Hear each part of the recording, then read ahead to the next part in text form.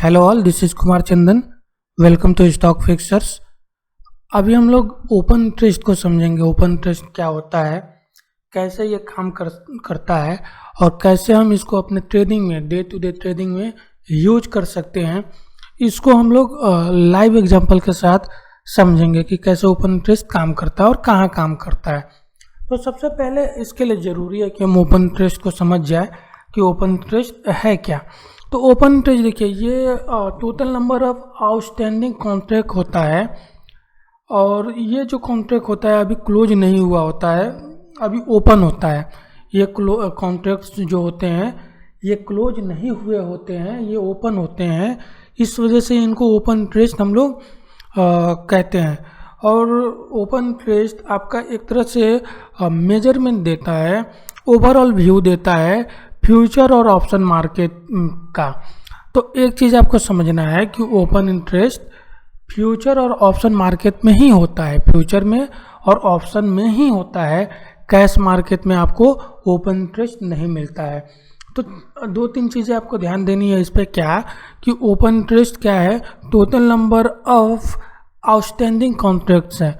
मतलब वो contracts future में या ऑप्शन में अभी ओपन तो हुए हैं लेकिन क्लोज नहीं हुए हैं। ओपन तो हुए हैं लेकिन क्लोज नहीं हुए हैं, उनको हम ओपन इंटरेस्ट कहते हैं। तो ये क्या है, इसको भी हम लोग समझेंगे कि ओपन हुए हैं या क्लोज नहीं हुए हैं। ये तो इन चीज़ को भी हम लोग समझेंगे आगे के। जस्ट बने रहिए वीडियो में।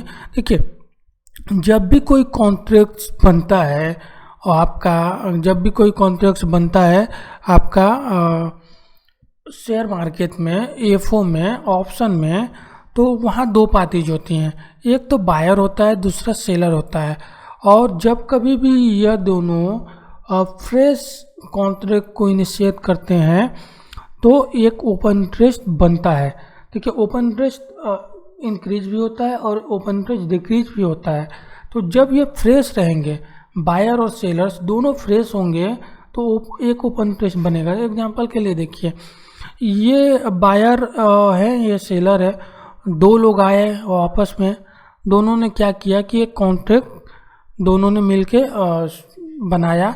एक बेच रहा है, दूसरा सेल कर रहा है। कभी भी कॉन्ट्रैक्ट्स के लिए क्या चाहिए, एक सेलर चाहिए, एक बायर चाहिए, तभी जाके कॉन्ट्रैक्ट बनेगा। तो दो लोग हैं यहाँ, बायर और सेलर्स। आप समझ लीजिए कि अगर ये दोनों फ्रेश हैं, इन लोगों ने पहले कोई पोजीशन नहीं बनाया था, ये नए नए आके पोजीशन बना रहे हैं।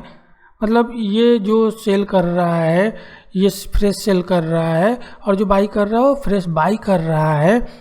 तो इसको हम लोग बोलेंगे एक ओपन इंटरेस्ट क्रिएट होता है, हुआ।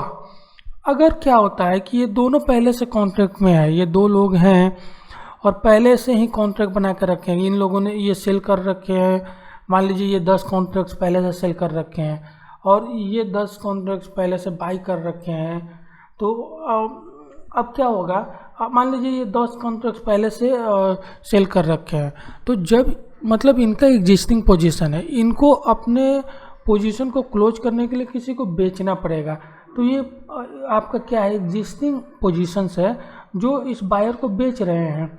तो अगर एग्जिस्टिंग पोजीशन इनका है जो इस बायर को जाएगा, तो ये ओपन इंटरेस्ट आपका नहीं बनेगा। ये जो एग्जिस्टिंग पोजीशन था ओपन इंटरेस्ट का, वो क्लोज होगा। तो फिर से एक बार आप समझिए कि अगर ये फ्रेश सेल कर रहे हैं, ये फ्रेश सेल कर रहे हैं इस फ्रेश बायर को, तो ये अगर 10 कॉन्ट्रैक्ट फ्रेश सेल कर रहे हैं तो 10 ओपन इंटरेस्ट क्रिएट होगा। लेकिन ये सेलर है जो पहले से ही कॉन्ट्रैक्ट सेल कर रखा है और ये जब बाई करेगा तो क्या होगा कि अपने पीछे वाले कॉन्ट्रैक्ट को ये क्या कर रहे हैं, बाई कर रहे हैं, जो पहले से सेल कर चुके हैं। और तो वो क्या हो रहा है, ओल्ड कॉन्ट्रैक्ट को क्या कर रहे हैं, ये क्लोज कर रहे हैं। तो इस केस में क्या होता है, वाई डिक्रीज होता है। तो कॉन्सेप्ट क्लियर है। अगर फ्रेश पोजीशन बनता है ओपन इंटरेस्ट बढ़ता है, अगर एग्जिस्टिंग पोजीशन क्लोज होता है तो आपका एग्जिस्टिंग पोजीशन अगर क्लोज होता है तो वाई डिक्रीज होता है। एग्जांपल एक बार और समझिए कि अगर एक बायर है, उसने अगर ऑप्शन बाई किया, फर्स्ट टाइम बाई किया, तो उसने एक ओपन इंटरेस्ट क्रिएट किया। ठीक है। और जब यह फर्स्ट टाइम बायर है, ये जब अपना कॉन्ट्रैक्ट को सेल करेगा तो ये क्या हो जाएगा, एक फ्रेश जो ओपन इंटरेस्ट था वो क्लोज हो जाएगा। देखिए कभी भी ओपन इंटरेस्ट कब बनता है, जब लूप होता है बाई और सेल का। अगर सेम पर्सन बाई और सेल का लूप को पूरा करता है तो ओपन इंटरेस्ट क्लोज होता है। अगर सेम पर्सन ना होके, जैसे ये अलग अलग बाई और सेल के अलग अलग पर्सन हो गए, अलग अलग पर्सन हो गए, ये बाई कर रहा है, ये सेल कर रहा है, तो क्या हो जाएगा, ये दो लोग मिलके एक लूप क्रिएट कर रहे हैं तो यहाँ ओपन इंटरेस्ट बनेगा। लेकिन ये पहले से ही बाई कर रखा है ये बंदा, और जैसे ही ये सेल करेगा ये अपना भी लूप क्या करेगा, ये अपना भी लूप कंप्लीट करेगा बाई सेल का, तो इस केस में क्या हो जाएगा, ओपन इंटरेस्ट क्लोज हो जाएगा। तो चलिए अब इससे हम समझते हैं कि इसको हम लोग ट्रेडिंग में कैसे यूज कर सकते हैं। अगर आप ओपन इंटरेस्ट को समझ गए होंगे तो देखिए, ओपन इंटरेस्ट को ट्रेडिंग में यूज करने के लिए हमें प्राइस के संग कंबाइन करना पड़ता है। ओपन इंटरेस्ट और प्राइस को हम लोग देखेंगे साथ साथ। अगर ओपन इंटरेस्ट बढ़ रहा होगा और साथ में प्राइस भी बढ़ रहा होगा तो यह एक तरह से बुलिश साइन है, यह अप ट्रेंड का साइन है, इस जगह हम लोग लॉन्ग जा सकते हैं। लेकिन दूसरी केस में अगर ओपन इंटरेस्ट गिर रहा होगा और प्राइस बढ़ रहा होगा तो यह क्या बता रहा है कि जो ट्रेंड आपका लॉन्ग चल रहा है, जो ट्रेंड आपका लॉन्ग चल रहा था वो धीरे धीरे कम हो रहा है, लिक्विडेट हो रहा है पोजीशन। तो इसको हम लोग बोलते हैं आपका इसमें क्या होगा, ये आपका थोड़ा थोड़ा पोजीशन कम होगा, तो ये साइन है कि ऊपर टॉप बन चुका है, टॉप का साइन है एक तरह से ये कि यहाँ पे टॉप बन चुका है। ठीक, तो इसको लॉन्ग बोलते हैं, इसको शॉर्ट कवर बोलते हैं। दूसरा एक और केस है कि क्या होता है कि इस जगह आप देखिए एक केस ये आया कि ओपन इंटरेस्ट भी नीचे जाएगा और प्राइस भी नीचे जाएगा, ओपन इंटरेस्ट भी नीचे जाएगा और प्राइस भी नीचे जाएगा। तो इस केस को हम लोग बोलते हैं कि अब ये डाउन ट्रेंड का शुरुआत हो गया, यहाँ शॉर्ट बनना शुरू हो गया, क्योंकि यहाँ इस जगह क्या हो रहा है, ये अनवाइंडिंग एक्चुअली शॉर्ट नहीं, ये अनवाइंडिंग है। यहाँ पे क्या होता है कि ये डाउन ट्रेंड का शुरुआत हो गया। ठीक है, ये डाउन ट्रेंड का शुरुआत यहाँ से हो रहा है, आपको अब ध्यान रखना है, जो कि आप अगर लॉन्ग में है तो ध्यान रखना है। इसके बाद आता है शॉर्ट। शॉर्ट में क्या होता है, ओपन इंटरेस्ट तो ऊपर बनता है, जाता है, लेकिन ये क्या होता है, प्राइस नीचे जाता है। तो ये बताता है कि स्ट्रॉन्ग बेयरिश डाउन ट्रेंड है। देखिए ओपन इंटरेस्ट ऊपर जाएगा, प्राइस ऊपर जाएगा तो लॉन्ग बिल्डअप कहलाता है। अगर ओपन इंटरेस्ट ऊपर गया, प्राइस नीचे गया तो शॉर्ट बिल्डअप कहलाता है। अगर प्राइस ऊपर जा रहा है, ओपन इंटरेस्ट नीचे आ रहा है, तो इसको हम लोग शॉर्ट कवरिंग कहते हैं। अगर दोनों ही नीचे जा रहा है तो इसको हम लोग लॉन्ग अनवाइंडिंग कहते हैं। तो ये दोनों, ये स्ट्रॉन्ग बुलिश साइन है, ये स्ट्रॉन्ग बेरिश साइन है, ये टॉप का साइन है, ये आपका साइन है कि अब वीकनेस गहरा सकता है, आपको ध्यान रखना है। ठीक है, तो ये प्राइस का आपका ओपन इंटरेस्ट का संग समझ के इसके बिल्डअप को समझते हैं और समझ में आता है कि क्या चल रहा है। अब अपने हम चार्ट पे चलेंगे और देखने की कोशिश करेंगे कि कैसे हम लोग इसको ट्रेडिंग में यूज कर सकते हैं। तो चलिए चलते हैं चार्ट पे।